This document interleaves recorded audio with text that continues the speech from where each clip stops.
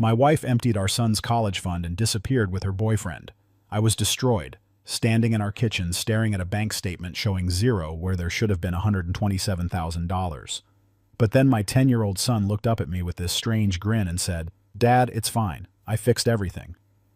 2 days later, my wife called in absolute panic, and what my son had done changed everything. My name is Andrew Mitchell. I'm 38 years old, and up until 3 months ago, I thought I had a pretty good handle on my life.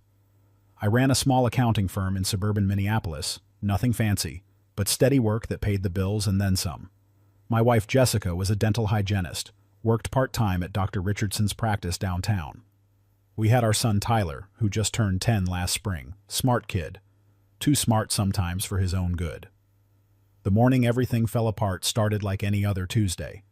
I made Tyler's breakfast, scrambled eggs and toast, while Jessica rushed around getting ready for work.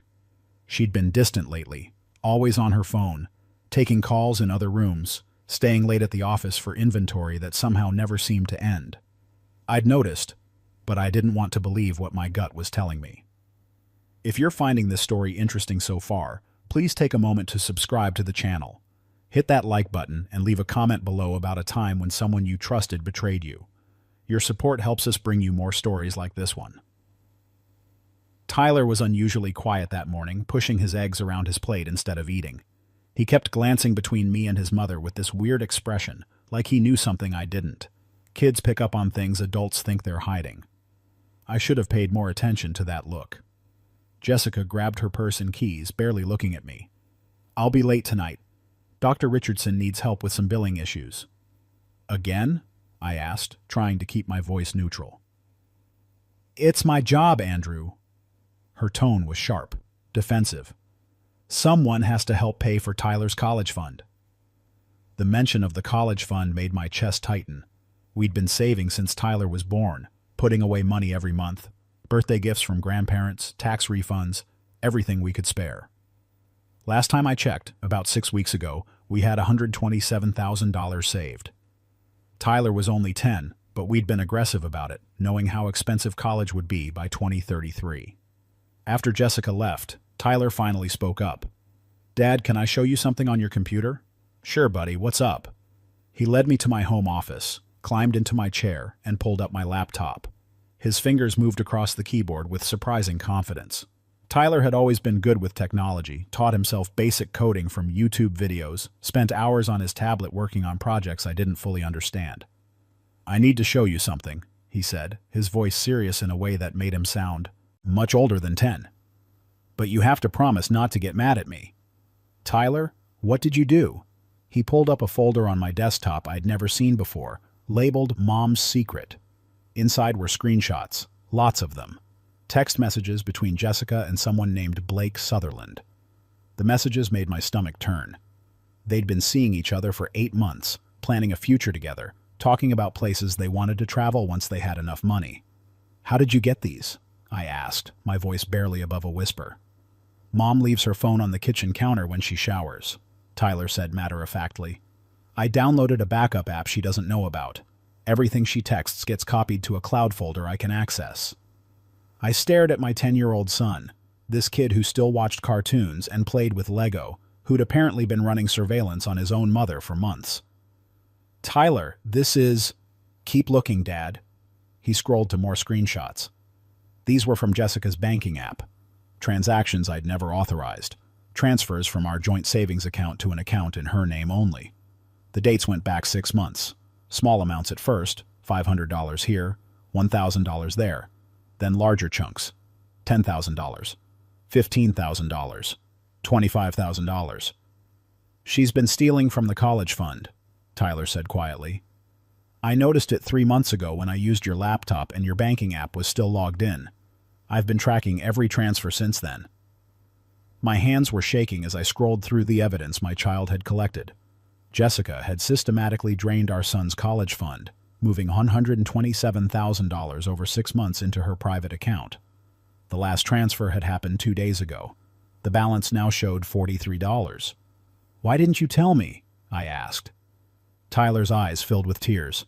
"I didn't want it to be true. I kept hoping Mom would stop, that maybe she was saving it somewhere else for a surprise or something. But then I read her texts with Blake about buying plane tickets to Portugal, and I knew she was leaving us. I pulled my son into a hug, this brave little kid who'd been carrying this terrible secret, trying to protect both of us from the truth. We sat there for a long time, and I didn't know what to say. How do you explain to a child that his mother had chosen money and another man over her own family? The front door opened unexpectedly. Jessica walked back in, and I could hear her footsteps heading toward the kitchen. Tyler and I exchanged a glance, and I quickly closed the laptop. "Andrew?" Jessica called out.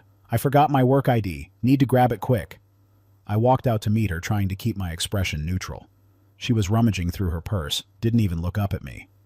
"Everything okay?" she asked absently. "Fine," I managed. "Tyler and I were just working on some homework." She found her ID badge, glanced at her watch. "I really need to run. See you tonight. Maybe." After she left, Tyler tugged on my sleeve. "Dad, I did something else." "What do you mean?" He pulled up another folder on the laptop, this one labeled Plan B. Inside were more files, documents I couldn't immediately identify. "After I figured out what Mom was doing, I started learning about financial fraud," Tyler explained, his voice taking on that too adult quality again. "I watched a bunch of videos about protecting money and digital security, and I found something interesting." He opened a PDF document. It was a bank statement, but not ours. The account belonged to Jessica Mitchell, her private account where she'd been moving our money. The current balance showed $127,043. "That's Mom's secret account," Tyler said. "But here's the thing, Dad. 3 days ago, I did something." My stomach dropped. "Tyler, what did you do?" "I created a cryptocurrency wallet," he said, pulling up another screen. "Then I used Mom's laptop when she was sleeping and accessed her banking. She keeps all her passwords in a notes app on her phone, and I already had access to that. I initiated a transfer from her secret account to the crypto wallet." I stared at the screen, not fully understanding what I was seeing. Numbers, codes, transaction records. "You stole the money back?" I asked, not sure whether to be horrified or impressed. "Technically, it was our money," Tyler said. "She stole it first. I just moved it somewhere she can't get it. The crypto wallet is in your name, Dad. Well, sort of. I used your information, but a different email address I set up. Mom won't be able to trace it or reverse the transaction." "Tyler, this is—" "The transfer completed this morning," he continued, speaking faster now. "She probably hasn't checked her account yet, but when she does, she's going to see that $127,000 is gone. All of it. And there's no way to get it back because cryptocurrency transactions are permanent." I sat down heavily in my desk chair. My 10-year-old son had just described committing what sounded like multiple felonies, all to protect our family from his mother's betrayal. "Show me everything," I said finally. "Every screenshot, every transaction, every piece of evidence you collected." For the next 3 hours, Tyler walked me through his investigation. He'd been methodical, documenting everything with timestamps and details. The text messages showed Jessica and Blake planning their escape, talking about starting fresh in Portugal where the cost of living was cheaper. They'd discussed selling her car, closing her credit cards, disappearing completely once they had enough money. The financial records showed the systematic theft. Jessica had been careful at first, moving small amounts, probably testing whether I'd notice. When I didn't catch on, she got bolder. The final transfer of $40,000 had happened just 48 hours ago. "There's more," Tyler said, pulling up another folder. "I also found out about Blake." Blake Sutherland was 33, worked as a personal trainer at the gym where Jessica had supposedly been taking evening fitness classes for the past year. He had a criminal record, fraud charges from 5 years ago that resulted in probation. He'd been married twice before, both marriages ending badly with accusations of financial abuse. "Mom has terrible taste in men," Tyler said with the blunt honesty only a child can deliver. That evening, Jessica came home around 9 p.m., later than she'd said. She looked flushed, excited about something. Tyler and I were sitting at the kitchen table, both of us pretending to work on homework. "Hey, you two," she said, her voice artificially bright. "Sorry I'm so late. Dr. Richardson needed extra help with the quarterly reports." No problem, I said, keeping my voice even. How was your day? Busy, exhausting. She poured herself a glass of wine, drank half of it in one swallow. I'm going to head up for a bath. Long day. After she went upstairs, Tyler whispered, Should we tell her? Not yet, I said. Let's see what happens when she checks her account. We didn't have to wait long. Around 11 p.m., I was in bed pretending to read when I heard Jessica's voice from the bathroom. What? What the hell? She burst into the bedroom, her phone clutched in her hand, her face pale. Andrew, something's wrong with my bank account. What kind of wrong? I asked, setting down my book. The money. She stopped herself, realizing what she was about to admit. There's been some kind of error. A major error. What money, Jessica? She stared at me, trapped by her own words. My personal account, the one I use for my own expenses. Someone stole from it. How much? Her jaw tightened. That's not really your concern, is it? It's my private account. Right, I said carefully. Your private account, the one you funded by stealing from our son's college fund. The color drained from her face completely. I don't know what you're talking about. Yes, you do.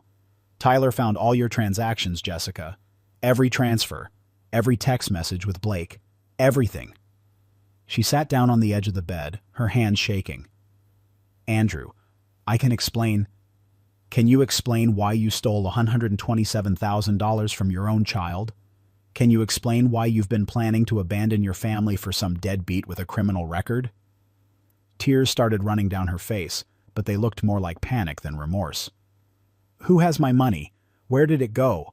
The bank says the transfer is irreversible. I don't know, I lied. Maybe the universe has a sense of justice. This isn't funny, Andrew. That money was... She stopped again. Was what? Was stolen from us in the first place? Jessica stood up, pacing the room. I need that money. Blake and I have plans. We're leaving next week. Everything is already arranged. The casual way she said it, like she was discussing a vacation rather than abandoning her family, made something inside me snap. You're not going anywhere with that money, I said, because it's gone. And I'm filing for divorce first thing tomorrow morning. Tyler deserves better than a mother who would steal from him. You can't keep me from my son, she said, her voice rising. I'm not keeping you from anyone. You made your choice when you chose Blake and his Portugal fantasy over your own child. Jessica grabbed her phone, started making calls. First to her bank, demanding they reverse the transaction. Then to Blake, her voice hysterical as she explained that the money was gone. I could hear his anger through the phone, his accusations that she'd messed everything up. The next morning, Jessica was gone. She'd packed a bag during the night and left without saying goodbye to Tyler. Her note on the kitchen counter was brief. I need time to think. Don't try to contact me. Tyler found the note when he came down for breakfast. He read it, crumpled it up, and threw it in the trash. Good riddance, he said, his voice steady. Tyler. She chose him over us, Dad. We're better off without her. I couldn't argue with that logic, even coming from a 10-year-old. 2 days later, my phone rang. Jessica's name lit up the screen. I considered not answering, but curiosity got the better of me. Andrew, please, I need your help, she said without preamble. Her voice was desperate, ragged with crying. What's wrong? Blake left me. After the money disappeared, he said I was useless to him. He'd only been with me for the money, and now the bank is investigating the transfers from the college fund account. They're saying it looks like embezzlement because it was a custodial account for Tyler. I could face charges. I felt nothing but cold satisfaction. You should face charges, Jessica. You stole from your own child. Please, Andrew. I made a terrible mistake. Multiple mistakes. But I'm still Tyler's mother. I need help. The bank wants documentation of where the money went. If I can't explain it, they're involving the police. That sounds like your problem, not mine. What about Tyler? Don't you care what this will do to him if his mother goes to prison? What it will do to him? Tyler is the one who discovered your theft. He's the one who protected us from your betrayal. He's shown more maturity in the past week than you've shown in your entire life. Silence on the other end, then quietly. Tyler knew? Tyler knew everything. He documented everything. He's been watching you for months, hoping you'd stop, hoping you'd change your mind. And when you didn't, he took action. What kind of action? The kind that made sure you couldn't destroy our lives completely. Another long silence. Did Tyler take the money? Tyler is 10 years old, Jessica, but he's smart enough to know that sometimes you have to protect yourself from the people who are supposed to protect you. I need to talk to him. I need to explain. There's nothing to explain. You chose another man and money over your family. Tyler understands that perfectly. He doesn't need your explanations or your excuses. Andrew, please. I know I don't deserve it, but I'm begging you. Help me figure out what happened to that money. If I go to prison, Tyler loses his mother. Tyler lost his mother the day you decided Blake Sutherland was more important than your own son. I hung up. The phone rang again immediately, but I didn't answer. It rang 17 more times that day. I blocked the number. That evening, Tyler and I sat down with the laptop again. We need to talk about the money, I said. Are you mad? He asked, his confidence from earlier fading. I should be.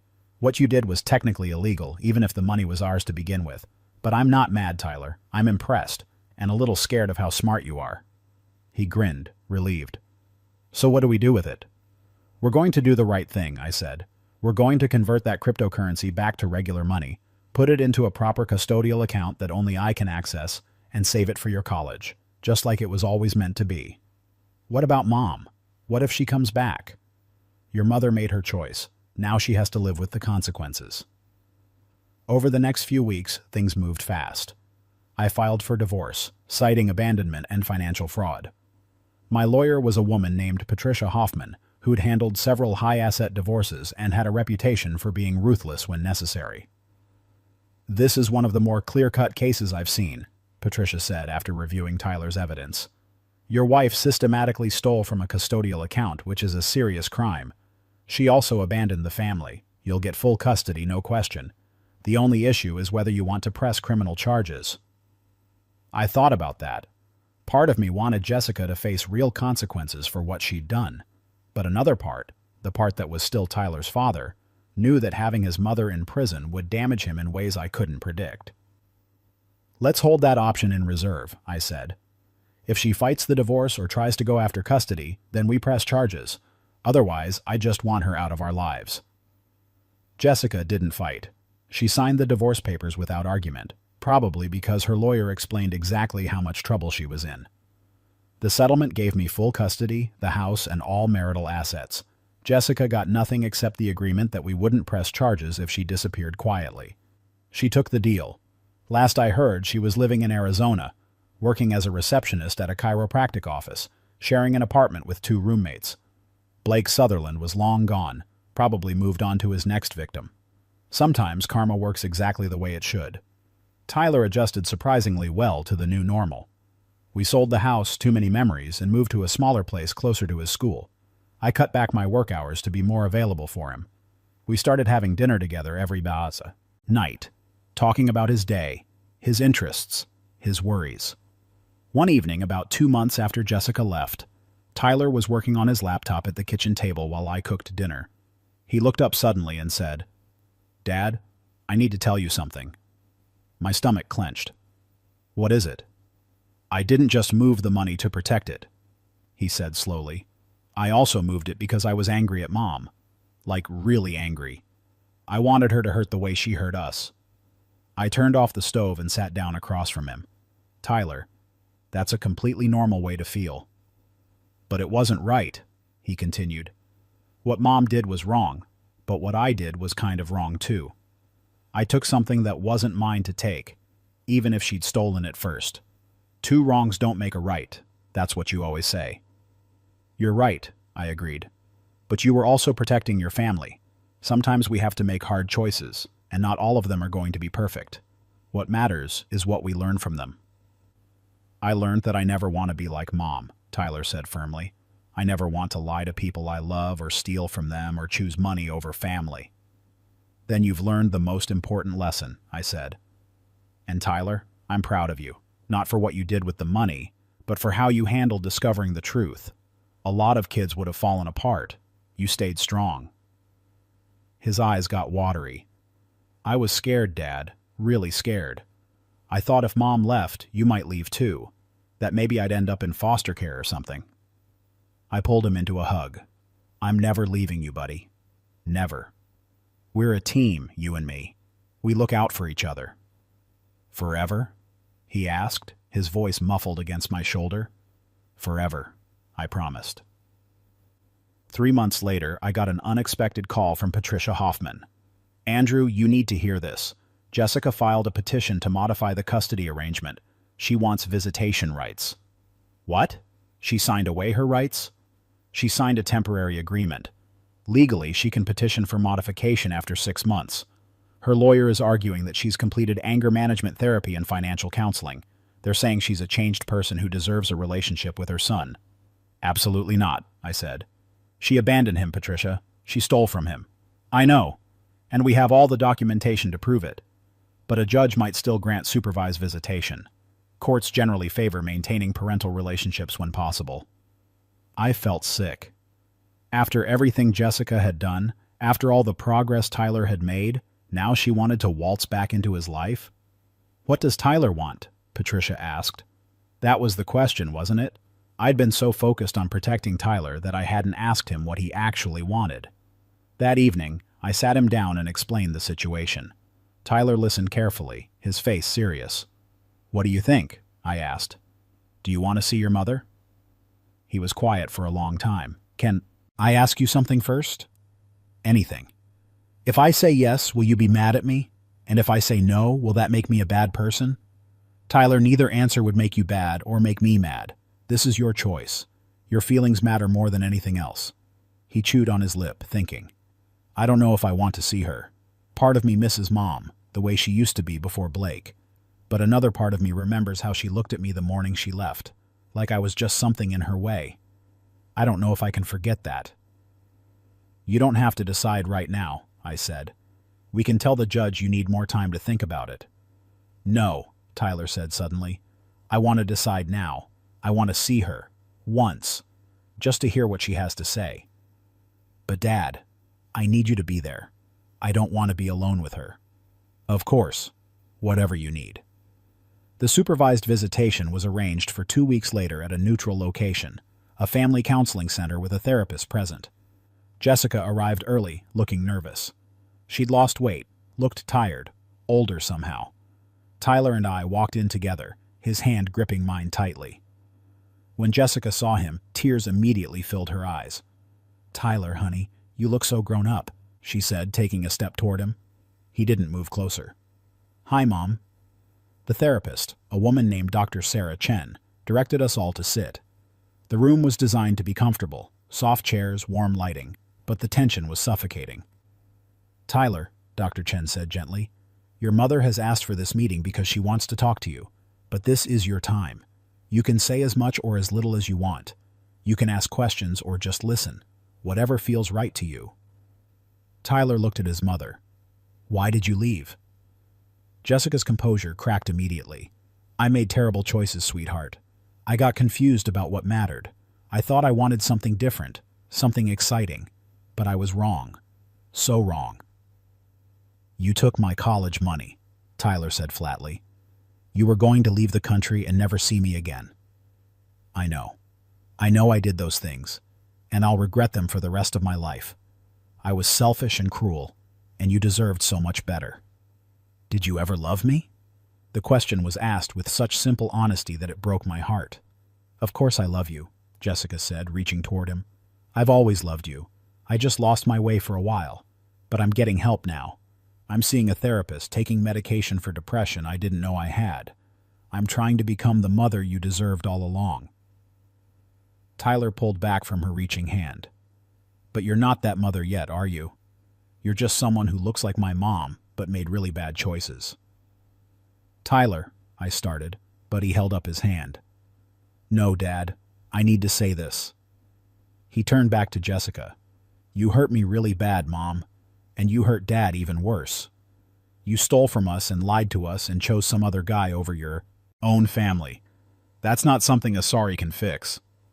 I know, Jessica whispered, but can you give me a chance to try? Please? Let me show you I can be better? Tyler looked at me, then at Dr. Chen, then back at his mother. Maybe someday, but not now. I'm not ready. I need more time to stop being angry at you. Jessica nodded, tears streaming down her face. Okay. Okay, that's fair. Will you think about it? About maybe seeing me again in a few months? Maybe, Tyler said. But Mom, if you really love me like you say, then respect that I need space. Don't push me. Let me come to you when I'm ready. I will, she promised. I'll wait as long as it takes. After the session, Tyler and I walked to the car in silence. Once we were inside, he let out a long breath. How do you feel? I asked. Weird, he said.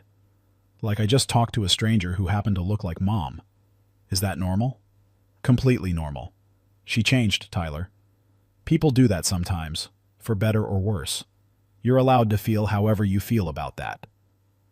I don't think I want to see her again for a while, he said. Is that okay? It's more than okay. It's your decision, and I'll support whatever you choose. He smiled at me, that grin that reminded me he was still just a kid despite everything he'd been through. Thanks, Dad, for everything, for believing me, for protecting me, for not leaving like she did. Always, buddy, always. 6 months passed. Tyler thrived in school, made new friends, joined the coding club. The college fund was back to $127,000, properly secured in an account Jessica couldn't touch. We'd even added to it small amounts from my improved business and Tyler's odd jobs mowing lawns. Jessica sent birthday cards and Christmas presents, always with notes asking if Tyler was ready to talk. He wasn't. Maybe someday he would be, or maybe he wouldn't. Either way, we'd handle it together. One evening, Tyler was showing me a new program he'd written, something about encrypting messages. As I watched him work, I realized that what Jessica's betrayal had taken from us in trust and innocence, it had given back in strength and resilience.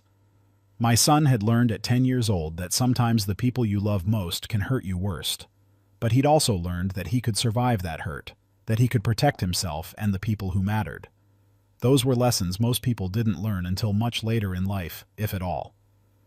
Dad, Tyler said, looking up from his computer, do you think Mom will ever actually change?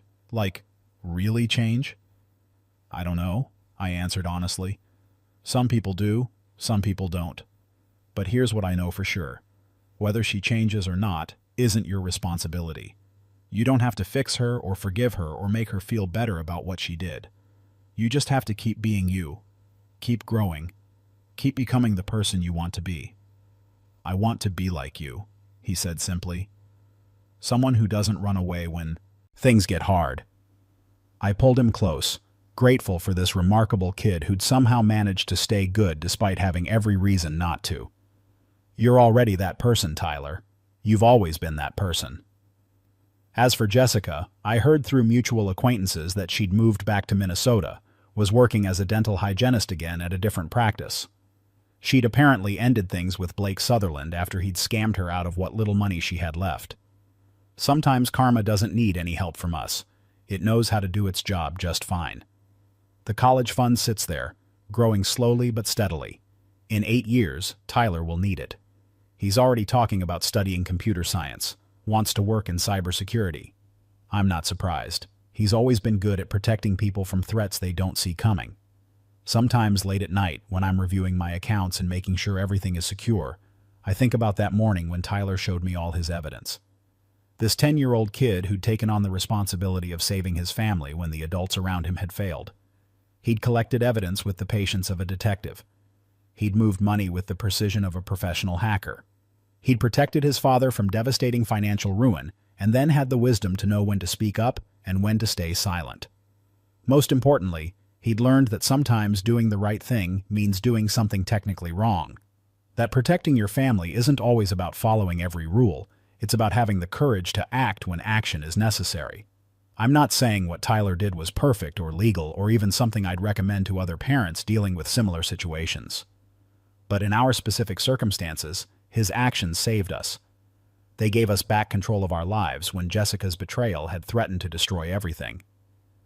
And in the end, isn't that what family is supposed to do? Protect each other, even when that protection comes from unexpected places? If this story resonated with you, if it made you think about the nature of betrayal, family, and the surprising strength children can show in crisis, please share it with someone who might need to hear it.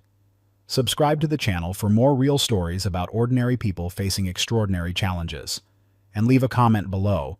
I read every single one, and your insights often help other viewers who are going through similar situations. Remember, no matter how dark things seem, there's always a way forward. Sometimes that way forward comes from the most unexpected sources, like a 10-year-old boy who loved his father enough to become his protector. AMO.